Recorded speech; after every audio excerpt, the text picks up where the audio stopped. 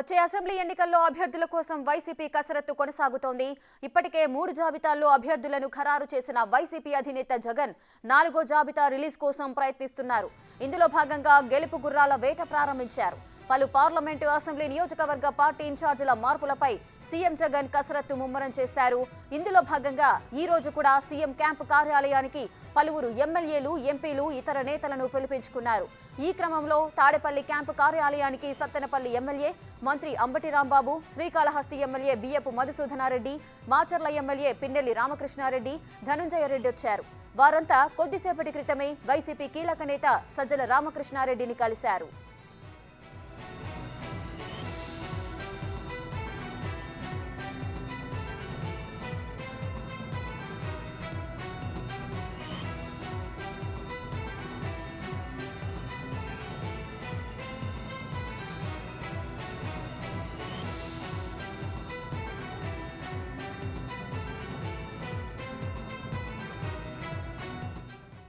రెడ్డిగా YCP 4వ list విడుదల చేయడానికి సన్నాహాలు చేస్తోంది. ఈ నేపథ్యంలోనే పలువురు ఎమ్మెల్యేలు, నియోజకవర్గ ఇన్ఛార్జీలు, అదేవిధంగా కొంతమంది కీలక నేతలంతా కూడా క్యాంపు కార్యాలయానికి వెళ్లినట్లుగా సమాచారం అందుతోంది.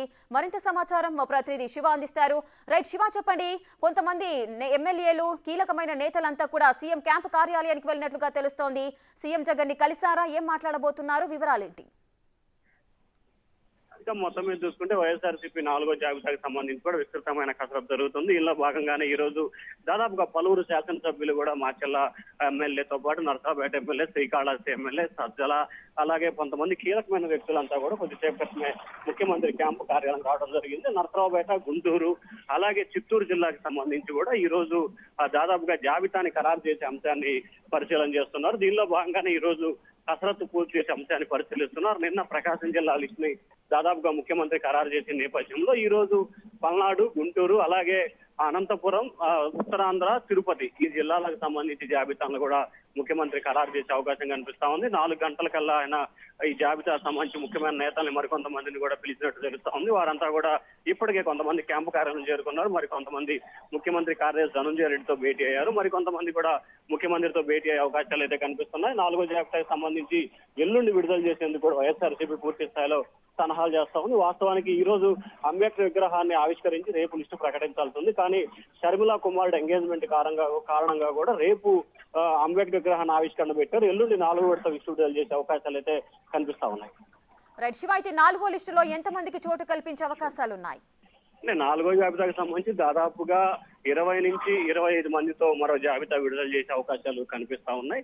దీంట్లో మరొక 8 మందికి సిట్టింగులకి నో వేకెన్సీ ఉండే అవకాశాలు కనిపిస్తున్నాయి. ఇప్పటికే 3 జాబితాలకు సంబంధించి కూడా 50 మంది ఎమ్మెల్యే అభ్యర్థులు, 9 మంది ఎంపీ అభ్యర్థులకి సంబంధించి జాబితా విడుదల చేశారు. మొత్తం 90 మంది అభ్యర్థులకు సంబంధించి మార్పులు చేర్పులు జరగబోతున్నాయి. 3 ఎంపీ స్థానాలకు సంబంధించి దాదాపుగా 22 ఎంపీ స్థానాలను కూడా మార్చే అవకాశాలు కనిపిస్తున్నాయి. సో ఈ నేపథ్యంలో మార్పుల చేర్పులకు సంబంధించి ఎల్లుండి విడుదల చేయబోతున్న జాబితాకి సంబంధించి కూడా పూర్తి స్థాయిలో కసరత్తు అయితే జరుగుతా ఉంది. 20 నుంచి 25 మంది అభ్యర్థులు, అలాగే 8 మంది ఎంపీలు కూడా 4వ జాబితాలో ఉంటాయి. ఆ తర్వాత ఫైనల్ 5వ జాబితాని ఈ నెల 26వ తేదీ తర్వాత విడుదల చేసే అవకాశాలు కనిపిస్తా ఉన్నాయి.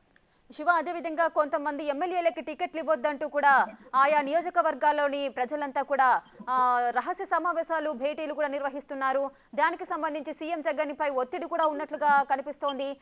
ఆ విషయాలు ఏమైనా దానికి సంబంధించిన అప్డేట్స్ ఉన్నాయా? ప్రధానంగా చూసుకుంటే వైఎస్ఆర్సీపీకి సంబంధించి కొన్ని నియోజకవర్గాల్లో టికెట్ ఇవ్వద్దని, మరికొన్ని నియోజకవర్గాల్లో టికెట్ ఇవ్వాలని చెప్పి కూడా ఆశావాహుల సంఖ్య ఒత్తిడి ఉంది. మరికొన్ని నియోజకవర్గాలకు సంబంధించి కూడా సిట్టింగులకి స్థానచలనం కలిగించాలి, సిట్టింగులకి టికెట్ ఇవ్వద్దంటూ నియోజకవర్గానికి సంబంధించిన పలువురు నేతలు కూడా ఆందోళనలో హెచ్చరికలు జారీ చేస్తున్నారు.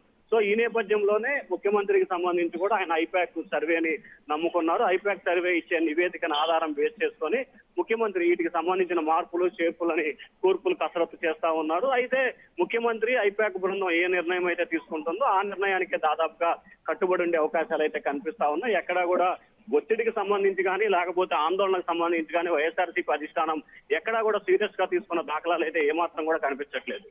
Right, thank you Shiva, thanks for the details.